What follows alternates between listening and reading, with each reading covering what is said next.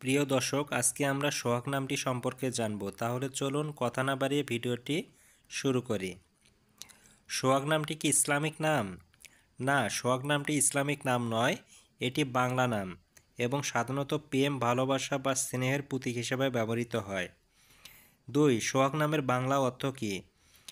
সোহাগ নামের বাংলা অর্থ হচ্ছে ভালোবাসা, স্নেহ বা প্রেমের অনুভূতি। 3. সোহাগ নামের আরবি অর্থ কী? সোহাগ নামের আরবিতে সরাসরি আরবি অর্থ নেই, কারণ এটি মূলত বাংলা ভাষার নাম।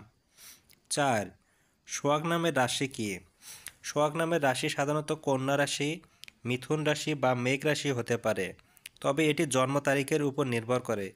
আপনারা যদি জন্ম তারিখ কমেন্ট বক্সে লেখেন তাহলে আমি এর যথাযথ উত্তর দেব।